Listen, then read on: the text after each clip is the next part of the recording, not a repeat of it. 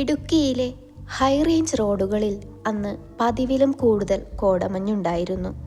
പുലർച്ചെ 5 മണിക്ക് പട്രോളിങ്ങിന് ഇറങ്ങിയ കോൺസ്റ്റബിൾ മാത്യുവിനെ വരവേറ്റത് മരണത്തിൻ്റെ തണുപ്പായിരുന്നു. ഗ്യാപ്പ് റോഡിലെ കൊടും വളവിൽ ഉപേക്ഷിക്കപ്പെട്ട നിലയിൽ കണ്ട ഒരു കറുത്ത SUV അയാളുടെ ശ്രദ്ധയിൽപ്പെട്ടു. കാറിൻ്റെ ഡോറുകൾ മലർക്കെ തുറന്നു കിടക്കുന്നു. സ്റ്റിയറിങ്ങിൽ രക്തത്തിൻ്റെ പാടുകൾ. പരിഭ്രമത്തോടെ മാത്യു ടോർച്ചടിച്ചു നോക്കിയപ്പോൾ കണ്ടത് നടുക്കുന്ന കാഴ്ചയായിരുന്നു. സീറ്റിൽ ആരുമില്ല. പക്ഷേ പിന്നിലെ ഡിക്കിയിൽ നിന്ന് പുറത്തേക്കൊലിച്ചിറങ്ങിയ രക്തം ടാറിട്ട റോഡിൽ ഒരു ചെറിയ തടാകം പോലെ കെട്ടിക്കിടക്കുന്നു. അരമണിക്കൂറിനുള്ളിൽ ഡിറ്റക്റ്റീവ് ഇൻസ്പെക്ടർ സിദ്ധാർത്ഥ് വർമ്മ സ്ഥലത്തെത്തി. കടുപ്പമേറിയ കേസുകളിൽ തെളിയിക്കുന്നതിൽ ഖ്യാതിയുള്ള, അധികം സംസാരിക്കാത്ത പ്രകൃതക്കാരൻ. സിദ്ധാർത്ഥ് തൻ്റെ ഗ്ലൗസ് ധരിച്ച് ഡിക്കി തുറന്നു. അകത്ത് ഏകദേശം 30 വയസ്സ് തോന്നിക്കുന്ന ഒരു യുവാവിൻ്റെ മൃതദേഹം. കഴുത്തിൽ ആഴത്തിലുള്ള മുറിവ്. പേഴ്സോ മൊബൈലോ ഫോണോ അവിടെങ്ങും ഉണ്ടായിരുന്നില്ല. എന്നാൽ ശവശരീരത്തിൻ്റെ മുഷ്ടിക്കുള്ളിൽ നിന്ന് ഒരു ചെറിയ വെള്ള പേപ്പർ കഷ്ണം സിദ്ധാർത്ഥിന് ലഭിച്ചു. അതിൽ ചുവന്ന മഷിയിൽ ഒരൊറ്റ വാക്ക് മാത്രം എഴുതിയിരിക്കുന്നു: അപൂർണം, ഇൻകംപ്ലീറ്റ്. സിദ്ധാർത്ഥ് ചുറ്റുമുള്ള മലനിരകളിലേക്ക് നോക്കി. ഈ കൊലപാതകം വെറുമൊരു പകപോക്കലല്ല, മറിച്ച് ഒരു വലിയ കളിയുടെ തുടക്കം മാത്രമാണെന്ന് അയാളുടെ 6ാം ഇന്ദ്രിയം മന്ത്രിച്ചു. മരിച്ചതാരാണെന്നോ വണ്ടി ആരുടേതാണെന്നോ ഉള്ള വിവരങ്ങൾ അപ്പോഴും അവ്യക്തമായിരുന്നു. സിദ്ധാർത്ഥ് തൻ്റെ ടീമിനോട് പരിസരം മുഴുവൻ അരിച്ചു പെറുക്കാൻ ഉത്തരവിട്ടു. വിരലടയാള വിദഗ്ധർ വണ്ടിയിൽ നിന്നും തെളിവുകൾ ശേഖരിക്കുമ്പോൾ സിദ്ധാർത്ഥിൻ്റെ ശ്രദ്ധ കാറിൻ്റെ മുൻവശത്തെ ഗ്ലാസ്സിലായിരുന്നു. അവിടെ ഒരു ചെറിയ സ്റ്റിക്കർ. കൊച്ചിയിലെ ഒരു പ്രമുഖ ഇൻവെസ്റ്റ്മെൻറ്റ് കമ്പനിയുടേതാണ്. സർ, വണ്ടിയുടെ ഉടമയെ കണ്ടെത്തി. സിദ്ധാർത്ഥിൻ്റെ അസിസ്റ്റന്റ് സബ് ഇൻസ്പെക്ടർ സലീം ഓടി വന്ന് പറഞ്ഞു. കൊച്ചിയിലെ ബിസിനസ്സുകാരനായ വിനയ് മാധവ്. പക്ഷേ ഒരു പ്രശ്നമുണ്ട്. എന്ത് പ്രശ്നം? സിദ്ധാർത്ഥ് കണ്ണു ചുളിച്ചു. വിനയ് മാധവ് കഴിഞ്ഞ 3 ദിവസമായി ദുബായിലാണ്. അദ്ദേഹത്തിൻ്റെ വീട്ടിൽ വിളിച്ചപ്പോൾ അറിഞ്ഞത് ഈ വണ്ടി സർവീസിനായി വർക്ക്ഷോപ്പിൽ കൊടുത്തിരിക്കുകയായിരുന്നു എന്നാണ്. അപ്പോൾ ഡിക്കിയിൽ കിടക്കുന്ന ഈ യുവാവ് ആരാണ്? വർക്ക്ഷോപ്പിൽ നിന്ന് കാർ എങ്ങനെ ഇടുക്കിയിലെത്തി? പെട്ടെന്നാണ് സിദ്ധാർത്ഥിൻ്റെ ഫോൺ ബെല്ലടിച്ചത്. ഒരു അജ്ഞാത നമ്പറിൽ നിന്നുള്ള കോൾ. ഫോൺ എടുത്തതും മറുതലയ്ക്കൽ കേട്ടത് വിറയ്ക്കുന്ന ഒരു സ്ത്രീ ശബ്ദമായിരുന്നു. സർ, എന്നെ രക്ഷിക്കണം. അവർ അയാളെ കൊന്നു. അടുത്തത് എൻ്റെ ഊഴമാണ്. ഞാനിപ്പോൾ നിൽക്കുന്നത്. വാചകം പൂർത്തിയാക്കുന്നതിന് മുൻപ് ഒരു വെടിയൊച്ചയും പിന്നാലെ ഫോൺ കട്ടായ ശബ്ദവും മാത്രം. സിദ്ധാർത്ഥ് ഉടൻ തന്നെ ആ ലൊക്കേഷൻ ട്രേസ് ചെയ്യാൻ സലീമിന് കൈമാറി. ആ സിഗ്നൽ വരുന്നത് കേവലം 2 കിലോമീറ്റർ അകലെയുള്ള ഒരു പഴയ റിസോർട്ടിൽ നിന്നായിരുന്നു. മൃതദേഹത്തിൻ്റെ കൈക്കുള്ളിൽ കണ്ട ആ പേപ്പർ കഷ്ണം സിദ്ധാർത്ഥ് വീണ്ടും നോക്കി. അപൂർണം. കൊല്ലപ്പെട്ട ആൾ പറയാൻ ബാക്കി വെച്ചതെന്തോ ആ വാക്കിലുണ്ടെന്ന് സിദ്ധാർത്ഥിന് ഉറപ്പായി. സിദ്ധാർത്ഥും സംഘവും ആ പഴയ റിസോർട്ടിലേക്ക് പാഞ്ഞെത്തി. മിസ്റ്റ് വാലി എന്ന ആ റിസോർട്ട് വർഷങ്ങളായി അടച്ചു പൂട്ടിക്കിടക്കുകയായിരുന്നു. കാട് കയറിയ പാതയും തുരുമ്പിച്ച ഗേറ്റും ആ സ്ഥലത്തിന് ഒരു പ്രേതാലയത്തിൻ്റെ പ്രതീതി നൽകി. തോക്ക് തയ്യാറാക്കി പിടിച്ചുകൊണ്ട് സിദ്ധാർത്ഥ് അകത്തേക്ക് കയറി. റിസോർട്ടിൻ്റെ റിസപ്ഷനിൽ പൊടിപടലങ്ങൾക്കിടയിൽ പുതിയ ഷൂസിൻ്റെ പാടുകൾ അവൻ ശ്രദ്ധിച്ചു. ഫോൺ കോൾ വന്ന ലൊക്കേഷൻ മുകളിലത്തെ നിലയിലെ 204-ാം നമ്പർ മുറിയായിരുന്നു. സിദ്ധാർത്ഥ് വാതിൽ ചവിട്ടി തുറന്നു. അവിടെ തറയിൽ ഒരു യുവതി ബോധരഹിതയായി കിടക്കുന്നു. അവളുടെ അരികിൽ തകർന്നു പോയ ഒരു മൊബൈൽ ഫോൺ. സിദ്ധാർത്ഥ് വേഗത്തിൽ അവളുടെ നാഡിമിടിപ്പ് പരിശോധിച്ചു. ഭാഗ്യം, അവൾക്ക് ജീവനുണ്ട്. ഭയന്നു വിറച്ച അവൾ കണ്ണു തുറന്നപ്പോൾ സിദ്ധാർത്ഥിനെ കണ്ട് അലറിക്കരയാൻ തുടങ്ങി. ശാന്തയാകൂ, ഞാൻ പോലീസ് ഓഫീസറാണ്. സിദ്ധാർത്ഥ് അവളെ ആശ്വസിപ്പിച്ചു. അവളുടെ പേര് അഞ്ജലി. കൊച്ചിയിലെ ഒരു സ്വകാര്യ ബാങ്കിൽ ജോലി ചെയ്യുന്നു. ഡിക്കിയിൽ മരിച്ച നിലയിൽ കണ്ടെത്തിയ യുവാവിനെ അവൾക്ക് അറിയാമായിരുന്നു. അത് രാഹുലായിരുന്നു, അവളുടെ സഹപ്രവർത്തകൻ. ഞങ്ങളൊരു ഫയൽ തേടിയാണ് ഇവിടെ വന്നത്, അഞ്ജലി കിതച്ചുകൊണ്ട് പറഞ്ഞു. വിനയ് മാധവിൻ്റെ കമ്പനിയിലെ കോടിക്കണക്കിന് രൂപയുടെ തട്ടിപ്പിൻ്റെ തെളിവുകൾ ആ ഫയലിലുണ്ട്. അത് കൈക്കലാക്കാൻ ഒരാൾ ഞങ്ങളെ പിന്തുടരുന്നുണ്ടായിരുന്നു. സിദ്ധാർത്ഥ് മുറി പരിശോധിക്കുന്നതിനിടയിൽ ഭിത്തിയിൽ ഒട്ടിച്ച ഒരു പഴയ കലണ്ടർ ശ്രദ്ധിച്ചു. അതിൽ ഇന്നത്തെ തീയതിക്ക് നേരെ ഒരു വട്ടം വരച്ചിരിക്കുന്നു. അതിൻ്റെ താഴെ ചെറിയ അക്ഷരത്തിൽ എഴുതിയിരിക്കുന്നു, 2ാമത്തെ ഇര തയ്യാർ. പെട്ടെന്ന് പുറത്തൊരു ബൈക്ക് സ്റ്റാർട്ട് ചെയ്യുന്ന ശബ്ദം കേട്ടു. സിദ്ധാർത്ഥ് ജനലിലൂടെ നോക്കിയപ്പോൾ കറുത്ത ഹെൽമെറ്റ് ധരിച്ച ഒരാൾ അതിവേഗത്തിൽ മലയിറങ്ങിപ്പോകുന്നത് കണ്ടു. ആ കൊലയാളി അവിടെ തന്നെ ഉണ്ടായിരുന്നു അത്രയും നേരം. ബൈക്കിൻ്റെ ശബ്ദം കേട്ടതും സിദ്ധാർത്ഥ് ഒട്ടും വൈകിയില്ല. റിസോർട്ടിൻ്റെ പടികൾ ചാടിക്കടന്ന് താഴെയെത്തി തൻ്റെ ജീപ്പിലേക്ക് പാഞ്ഞു കയറി. സലീം, അഞ്ജലിയെ സുരക്ഷിതമായി സ്റ്റേഷനിലെത്തിക്കൂ. ബാക്കി ടീമിനെ ഹൈവേയിൽ വിന്യസിക്കൂ, സിദ്ധാർത്ഥ് വിളിച്ചു പറഞ്ഞു. കഠിനമായ വളവുകളുള്ള ഇടുക്കിയിലെ റോഡിലൂടെ കറുത്ത ബൈക്ക് മിന്നൽ വേഗത്തിൽ പായുകയായിരുന്നു. സിദ്ധാർത്ഥ് തൻ്റെ ഡ്രൈവിംഗ് പാടവം മുഴുവൻ പുറത്തെടുത്തു. മഞ്ഞുമൂടിയ പാതയിൽ ടയറുകൾ ഉരസുന്ന ശബ്ദം ആ താഴ്വരയിൽ മുഴങ്ങിക്കേട്ടു. നിർത്താൻ നോക്കണ്ടടാ, നിന്നെ ഇന്ന് ഞാൻ പൊക്കും, സിദ്ധാർത്ഥ് പല്ല് ഞെരിച്ചു. ഏകദേശം 5 കിലോമീറ്റർ നീണ്ട ആവേശകരമായ റേസിങ്ങിനൊടുവിൽ ഒരു കൊടും വളവിൽ വെച്ച് ബൈക്ക് നിയന്ത്രണം വിട്ട് മറിഞ്ഞു. ബൈക്ക് ഓടിച്ചിരുന്ന ആൾ എഴുന്നേറ്റ് അടുത്തുള്ള റബ്ബർ തോട്ടത്തിലേക്ക് ഓടിക്കയറി. സിദ്ധാർത്ഥ് ജീപ്പ് നിർത്തി അവന് പിന്നാലെ പാഞ്ഞു. കാടിനോട് ചേർന്ന തോട്ടത്തിനുള്ളിൽ വെച്ച് സിദ്ധാർത്ഥ് അയാളെ കീഴ്പ്പെടുത്തി. ബലപ്രയോഗത്തിനിടയിൽ കൊലയാളിയുടെ ഹെൽമെറ്റ് തെറിച്ചുപോയി. സിദ്ധാർത്ഥ് ഞെട്ടിപ്പോയി. അത് മറ്റാരുമായിരുന്നില്ല, കൊല്ലപ്പെട്ട രാഹുലിൻ്റെയും അഞ്ജലിയുടെയും ബാങ്കിലെ സെക്യൂരിറ്റി ഓഫീസറായ വർഗീസ് ആയിരുന്നു. പക്ഷേ ഒരു സാധാരണ സെക്യൂരിറ്റി ജീവനക്കാരന് ഇത്രയും പ്രൊഫഷണലായി കൊലപാതകം ചെയ്യാൻ കഴിയില്ലെന്ന് സിദ്ധാർത്ഥിന് അറിയാമായിരുന്നു. ആരാണ് നിന്നെ അയച്ചത്? സിദ്ധാർത്ഥ് അയാളുടെ കഴുത്തിന് കുത്തിപ്പിടിച്ചു. വർഗീസ് ക്രൂരമായി ചിരിച്ചു. സാർ, വൈകിപ്പോയി. നിങ്ങൾ എന്നെ പിടിച്ചു കാണും. പക്ഷേ ആ ഫയൽ, അത് ഇപ്പോൾ വേണ്ടപ്പെട്ടവരുടെ കൈകളിൽ എത്തിക്കഴിഞ്ഞു. അടുത്ത 24 മണിക്കൂറിനുള്ളിൽ ഈ കേസ് അന്വേഷിക്കുന്ന എല്ലാവരും ഇല്ലാതാകും. പെട്ടെന്ന് വർഗീസിൻ്റെ വായിൽ നിന്ന് പത വരാൻ തുടങ്ങി. അയാൾ സയനൈഡ് കഴിച്ചിരുന്നു എന്ന് സിദ്ധാർത്ഥിന് മനസ്സിലായി. നിമിഷങ്ങൾക്കുള്ളിൽ സിദ്ധാർത്ഥിൻ്റെ കൈകളിൽ കിടന്ന് അയാൾ അവസാന ശ്വാസം വലിച്ചു. സിദ്ധാർത്ഥ് വർഗീസിൻ്റെ പോക്കറ്റുകൾ പരിശോധിച്ചു. അവിടെ നിന്ന് ഒരു പെൻഡ്രൈവും ഒരു കീ ചെയിനും ലഭിച്ചു. ആ കീ ചെയിനിൽ ഒരു ലോക്കർ നമ്പർ ഉണ്ടായിരുന്നു, L108. അപ്പോഴാണ് സിദ്ധാർത്ഥിന് സലീമിൻ്റെ ഫോൺ വരുന്നത്. സർ, ഒരു മോശം വാർത്തയുണ്ട്. അഞ്ജലിയെ സ്റ്റേഷനിലേക്ക് കൊണ്ടുപോകുന്ന വഴിയിൽ നമ്മുടെ വണ്ടിക്ക് നേരെ ഒരാക്രമണമുണ്ടായി. സലീമിൻ്റെ ഫോൺ കട്ടായതും സിദ്ധാർത്ഥ് തൻ്റെ വണ്ടി സ്റ്റേഷൻ ലക്ഷ്യമാക്കി പറപ്പിച്ചു. വഴിമധ്യേ റോഡരികിൽ പോലീസ് വണ്ടി മറിഞ്ഞു കിടക്കുന്നത് അവൻ കണ്ടു. സലീമും മറ്റൊരു കോൺസ്റ്റബിളും പരിക്കുകളോടെ റോഡരികിൽ വീണ് കിടക്കുന്നു. പക്ഷേ അഞ്ജലി അവിടെ ഉണ്ടായിരുന്നില്ല. സർ, അവർ ആംബുലൻസിൻ്റെ വേഷത്തിലാണ് വന്നത്, സലീം വേദനയോടെ പറഞ്ഞു. അവർ അഞ്ജലിയെ കൊണ്ടുപോയി. സിദ്ധാർത്ഥിൻ്റെ ഉള്ളിൽ കനലെരിഞ്ഞു. ഇതൊരു സാധാരണ കൊലപാതക കേസല്ല, മറിച്ച് പോലീസിൻ്റെ ഓരോ നീക്കവും മുൻകൂട്ടി അറിയുന്ന ഒരു സംഘമാണ് ഇതിന് പിന്നിൽ. അവൻ ഉടൻ തന്നെ വർഗീസിൻ്റെ പോക്കറ്റിൽ നിന്ന് കിട്ടിയ പെൻഡ്രൈവ് തൻ്റെ ലാപ്ടോപ്പിൽ കണക്റ്റ് ചെയ്തു. അതിലുണ്ടായിരുന്ന ഫയലുകൾ വിനയ് മാധവിൻ്റെ ഇൻവെസ്റ്റ്മെൻറ്റ് കമ്പനിയുടേത് മാത്രമായിരുന്നില്ല.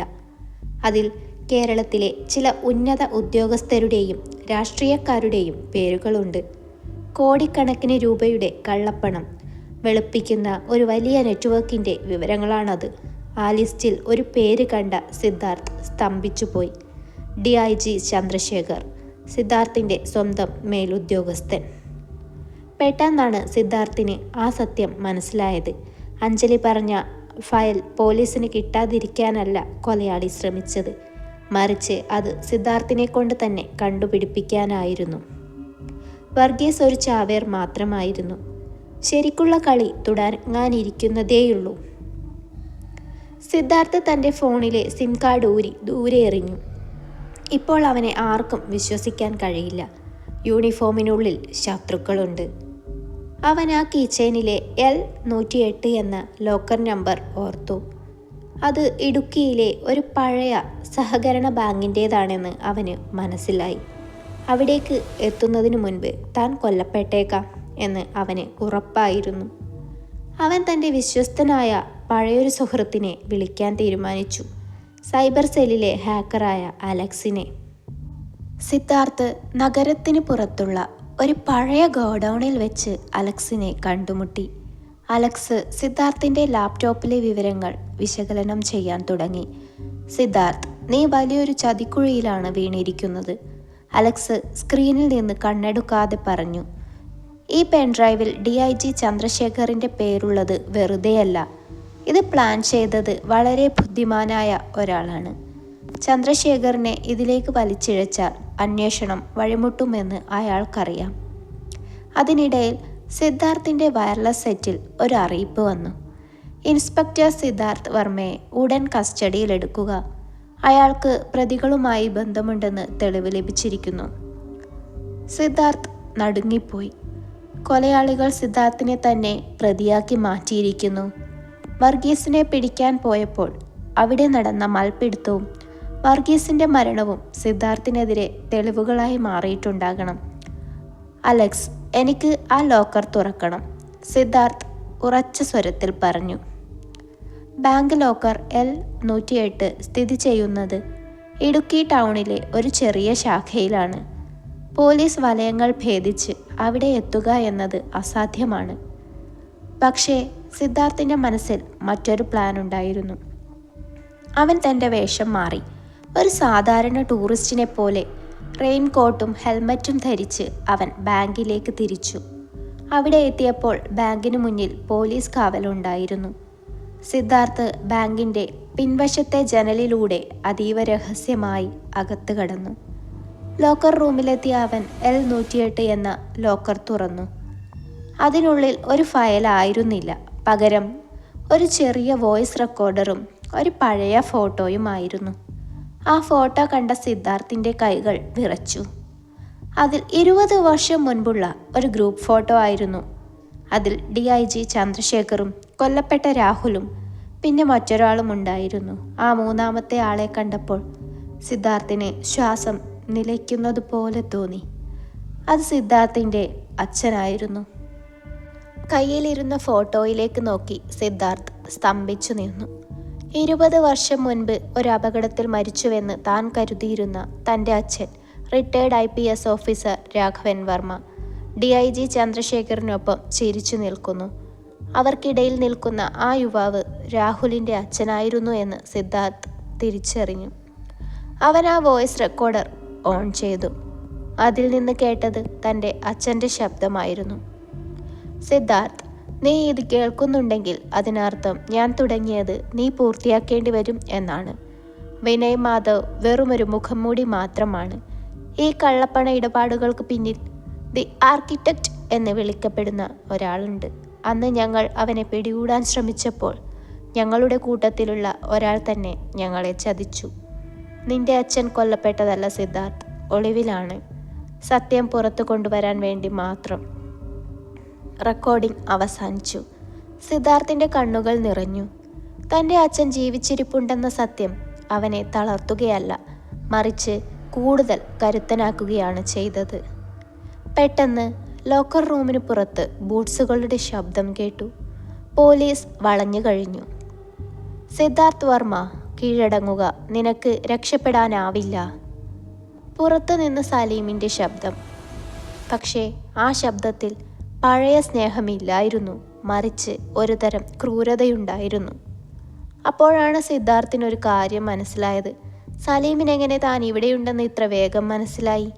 തൻ്റെ കൂടെ തന്നെ ഉണ്ടായിരുന്ന സലീമായിരുന്നോ ആ ചാരൻ? സിദ്ധാർത്ഥ് ലോക്കർ റൂമിലെ എയർ വെന്റിലേഷൻ വഴി മുകളിലേക്ക് റൂഫിലേക്ക് വലിഞ്ഞു കയറി. താഴെ പോലീസ് ടീം വാതിൽ തകർത്ത് അകത്തേക്ക് കയറുന്നത് അവൻ കണ്ടു. റൂഫിന് മുകളിൽ നിന്ന് അടുത്തുള്ള കെട്ടിടത്തിലേക്ക് ചാടുമ്പോൾ സിദ്ധാർത്ഥിൻ്റെ ഫോണിലേക്ക് ഒരു മെസ്സേജ് വന്നു. അത് അലക്സിൽ നിന്നായിരുന്നു. സിദ്ധാർത്ഥ്, അഞ്ജലി എവിടെയുണ്ടെന്ന് ഞാൻ കണ്ടെത്തി. അവൾ ഇടുക്കി ഡാമിനടുത്തുള്ള ഒരു പഴയ പവർ ഹൗസിലുണ്ട്. പക്ഷേ ഒരു കുഴപ്പമുണ്ട്. അവിടെ വിനയ് മാധവിനൊപ്പം DIG ചന്ദ്രശേഖറുമുണ്ട്. സിദ്ധാർത്ഥ തൻ്റെ ബൈക്ക് ലക്ഷ്യമാക്കി ഓടി. സമയം അതിക്രമിച്ചിരിക്കുന്നു. ഒരു വശത്ത് സ്വന്തം ഡിപ്പാർട്ട്മെൻറ്റ്, മറുവശത്ത് അദൃശ്യനായ ശത്രു. തൻ്റെ പഴയ ബുള്ളറ്റിൽ ലൈറ്റ് അണച്ച് സിദ്ധാർത്ഥ് ആ പഴയ പവർ ഹൗസിന് സമീപമെത്തി. കാവൽ നിന്നിരുന്ന 2 ഗുണ്ടകളെയും ആരുടെയും ശ്രദ്ധയിൽപ്പെടാതെ അവൻ നിശബ്ദമായി കീഴ്പ്പെടുത്തി. അകത്തു നിന്ന് സംസാരത്തിൻ്റെ ശബ്ദം കേൾക്കാം. സിദ്ധാർത്ഥ് ജനാലയ്ക്കലിലൂടെ ഉള്ളിലേക്ക് നോക്കി. അവിടെ അഞ്ജലിയെ ഒരു കസേരയിൽ കെട്ടിയിട്ടിരിക്കുന്നു. അവൾക്ക് മുന്നിൽ DIG ചന്ദ്രശേഖറും വിനയ് മാധവും നിൽക്കുന്നുണ്ട്. സിദ്ധാർത്ഥ് വരും, എനിക്കറിയാം. അവൻ ആ ലോക്കറിലെ വിവരങ്ങൾ എടുത്ത സ്ഥിതിക്ക് ഇങ്ങോട്ട് വരാതിരിക്കില്ല. വിനയ് മാധവ് ക്രൂരമായി ചിരിച്ചുകൊണ്ട് പറഞ്ഞു. പക്ഷേ സിദ്ധാർത്ഥിന് ഒരു കാര്യം അറിയില്ല. ചന്ദ്രശേഖർ തൻ്റെ ഗൺ ലോഡ് ചെയ്തുകൊണ്ട് പറഞ്ഞു. അവൻ വിശ്വസിക്കുന്ന സത്യങ്ങളെല്ലാം നമ്മൾ ഉണ്ടാക്കിയെടുത്ത വെറും കഥകൾ മാത്രമാണെന്ന്. പെട്ടെന്ന് സിദ്ധാർത്ഥ് വാതിൽ തകർത്ത് അകത്തേക്ക് പാഞ്ഞു കയറി. അവൻ്റെ കയ്യിലെ തോക്ക് ചന്ദ്രശേഖറിന് നേരെ നീണ്ടു. കൈകൾ ഉയർത്തു സർ, സിദ്ധാർത്ഥ് അലറി. എൻ്റെ അച്ഛനെ നിങ്ങൾ എന്ത് ചെയ്തു? എന്തിനാണ് അദ്ദേഹത്തെ ചതിച്ചത്? ചന്ദ്രശേഖർ പരിഹാസത്തോടെ ചിരിച്ചു. സിദ്ധാർത്ഥ്, നീ ഇത്രയും വിഡ്ഢിയാണെന്ന് ഞാൻ കരുതിയില്ല. നിന്റെ അച്ഛനെ ചതിച്ചത് ഞാനല്ല. നിന്റെ അച്ഛൻ അന്ന് ഒളിവിലായത് സത്യം പുറത്തു കൊണ്ടുവരാനല്ല, മറിച്ച് ഈ ബിസിനസ്സിലെ വിഹിതം ചോദിച്ചപ്പോൾ ഉണ്ടായ പ്രശ്നങ്ങൾ കാരണമാണ്. നിന്റെ അച്ഛനായിരുന്നു അന്നത്തെ ഈ സിൻഡിക്കേറ്റിൻ്റെ തലവൻ. സിദ്ധാർത്ഥിന് ലോകം നിലയ്ക്കുന്നത് പോലെ തോന്നി. താൻ ആരാധിച്ചിരുന്ന അച്ഛൻ ഒരു കുറ്റവാളിയായിരുന്നോ? നുണ, നീ നുണ പറയുകയാണ്. സിദ്ധാർത്ഥിൻ്റെ കൈകൾ വിറച്ചു. അല്ല സിദ്ധാർത്ഥ്. പെട്ടെന്ന് ഇരുട്ടിൽ നിന്ന് ഒരു ശബ്ദം കേട്ടു. സിദ്ധാർത്ഥ് തിരിഞ്ഞു നോക്കി. അവിടെ നിഴലുകൾക്കിടയിൽ നിന്ന് ഒരാൾ പുറത്തേക്ക് വന്നു. വെള്ളമുടിയും കടുപ്പമേറിയ കണ്ണുകളുമുള്ള ആ മുഖം കണ്ട സിദ്ധാർത്ഥിൻ്റെ തോക്ക് താഴെ വീണു. അത് രാഘവൻ വർമ്മയായിരുന്നു, സിദ്ധാർത്ഥിൻ്റെ അച്ഛൻ. അച്ഛൻ, സിദ്ധാർത്ഥ് വിശ്വസിക്കാനാവാതെ വിളിച്ചു. രാഘവൻ വർമ്മ തൻ്റെ മകൻ്റെ നേരെ നടന്നെടുത്തു. അയാളുടെ കയ്യിൽ ഒരു തോക്കുണ്ടായിരുന്നു.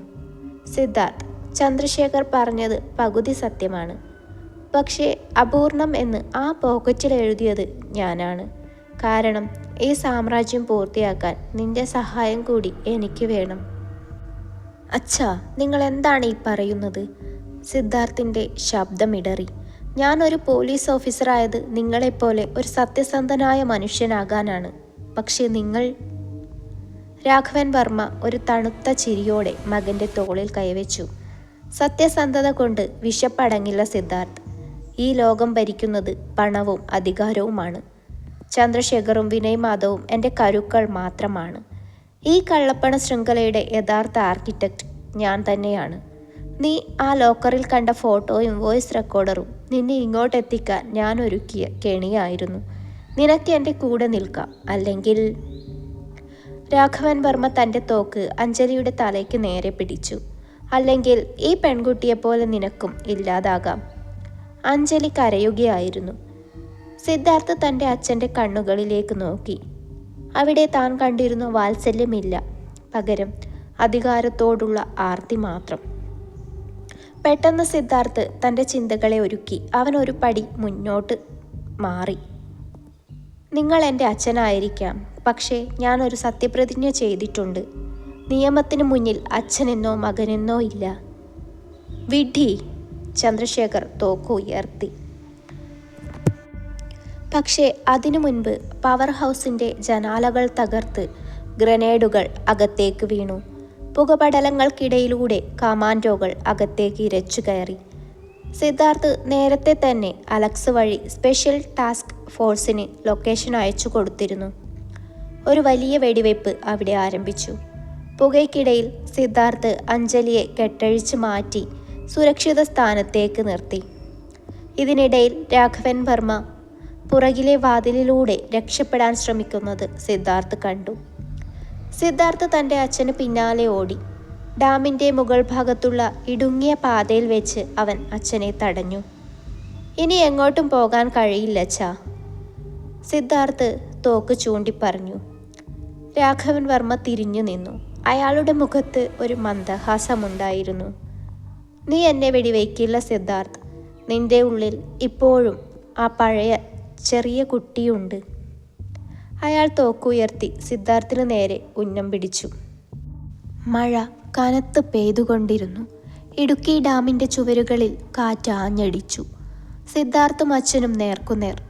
സിദ്ധാർത്ഥിൻ്റെ വിരലുകൾ തോക്കിൻ്റെ കാഞ്ചിയിൽ വിറച്ചുകൊണ്ടിരുന്നു. വെടിവെയ്ക്കോ സിദ്ധാർത്ഥ്, രാഘവൻ വർമ്മ ഗർജിച്ചു. നീ എന്നെ കൊന്നില്ലെങ്കിൽ എനിക്ക് നിന്നെ കൊല്ലേണ്ടി വരും. എൻ്റെ സാമ്രാജ്യത്തിനു മുന്നിൽ നിന്റെ ഈ യൂണിഫോം വെറും തുണിക്കഷ്ണം മാത്രമാണ്. രാഘവൻ വർമ്മ കാഞ്ചി വലിക്കാൻ തുനിഞ്ഞ നിമിഷം സിദ്ധാർത്ഥ് വെടിയുതിർത്തു. പക്ഷേ അത് അച്ഛൻ്റെ നെഞ്ചിലേക്കായിരുന്നില്ല, മറിച്ച് അയാളുടെ കാലുകൾക്ക് തൊട്ടടുത്തുള്ള കോൺക്രീറ്റ് തറയിലേക്കായിരുന്നു.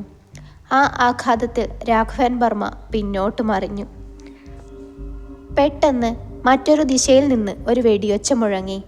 ചന്ദ്രശേഖർ ഒളിച്ചിരുന്നു കൊണ്ട് സിദ്ധാർത്ഥിനെ ലക്ഷ്യം വെച്ച് വെടിയുതിർത്തു. പക്ഷേ സിദ്ധാർത്ഥിന് മുന്നിലേക്ക് ചാടി വീണത് രാഘവൻ വർമ്മയായിരുന്നു. തൻ്റെ മകനെ ലക്ഷ്യം വെച്ചുള്ള ആ ഉണ്ട സ്വന്തം നെഞ്ചിലേറ്റുവാങ്ങി അയാൾ നിലത്തു വീണു. സിദ്ധാർത്ഥ് അലറിക്കൊണ്ട് അച്ഛൻ്റെ അടുത്തേക്ക് ഓടിയെത്തി. അപ്പോഴേക്കും ടാസ്ക് ഫോഴ്സ് ചന്ദ്രശേഖറിനെ കീഴ്പ്പെടുത്തി കഴിഞ്ഞിരുന്നു. അച്ഛാ, എന്തിന്? സിദ്ധാർത്ഥ് കരഞ്ഞുകൊണ്ട് ചോദിച്ചു. രാഘവൻ വർമ്മ കിതച്ചുകൊണ്ട് സിദ്ധാർത്ഥിൻ്റെ കൈകളിൽ മുറുകെ പിടിച്ചു. അയാളുടെ കണ്ണുകളിൽ അല്പം മുൻപ് കണ്ട ക്രൂരത മാഞ്ഞു പോയിരുന്നു. നീ തോറ്റുകൊടുക്കരുത് സിദ്ധാർത്ഥ്. ആ പെൻഡ്രൈവ്, അതിൽ ഇനിയും പേരുകളുണ്ട്. ഈ കളി ഇനിയും അപൂർണമാണ്. ഒരു ദീർഘനിശ്വാസത്തോടെ രാഘവൻ വർമ്മയുടെ കണ്ണുകൾ എന്നേക്കുമായി അടഞ്ഞു. ആഴ്ചകൾക്കു ശേഷം സിദ്ധാർത്ഥ് തൻ്റെ ഓഫീസിൽ ഇരിക്കുകയായിരുന്നു. വിനയ് മാധവും ചന്ദ്രശേഖറും അഴികൾക്കുള്ളിലായി. അഞ്ജലി ഈ കേസിലെ പ്രധാന സാക്ഷിയായി മാറി. പക്ഷേ സിദ്ധാർത്ഥിൻ്റെ മനസ്സിൽ അച്ഛൻ്റെ അവസാന വാക്കുകൾ മുഴങ്ങിക്കൊണ്ടിരുന്നു. അവൻ തൻ്റെ മേശപ്പുറത്തിരുന്ന ആ പെൻഡ്രൈവ് ഒരിക്കൽ കൂടി പരിശോധിച്ചു. അതിലൊരു ഹിഡൻ ഫോൾഡർ കൂടി ഉണ്ടായിരുന്നു. അത് തുറന്നപ്പോൾ സിദ്ധാർത്ഥ് കണ്ടത് വരാനിരിക്കുന്ന വലിയൊരു ദുരന്തത്തിൻ്റെ പ്ലാനുകളായിരുന്നു. കേസ് അവസാനിച്ചിട്ടില്ല. അച്ഛൻ പറഞ്ഞത് ശരിയായിരുന്നു. ഈ ക്രിമിനൽ ശൃംഖലയുടെ വേരുകൾ താൻ വിചാരിച്ചതിലും ആഴത്തിലുള്ളതാണ്. സിദ്ധാർത്ഥ് തൻ്റെ തൊപ്പി ധരിച്ച് കസേരയിൽ നിന്ന് എഴുന്നേറ്റു. പുറത്ത് മഴ തോർന്നിട്ടില്ല. അവൻ ജനലിലൂടെ താഴേക്ക് നോക്കി. അവിടെ റോഡരികിൽ ഒരു കറുത്ത കാർ നിൽപ്പുണ്ടായിരുന്നു. അതിലിരിക്കുന്ന ആൾ സിദ്ധാർത്ഥിനെ തന്നെ നോക്കി ചിരിക്കുന്നു. സിദ്ധാർത്ഥിൻ്റെ ഫോണിലേക്ക് ഒരു മെസ്സേജ് വന്നു. പുതിയ അധ്യായത്തിലേക്ക് സ്വാഗതം ഇൻസ്പെക്ടർ. സിദ്ധാർത്ഥ് ഒരു ചെറുപുഞ്ചിരിയോടെ തോക്ക് ബെൽറ്റിൽ തിരുകി. വേട്ട തുടരാൻ തന്നെ അവൻ തീരുമാനിച്ചു.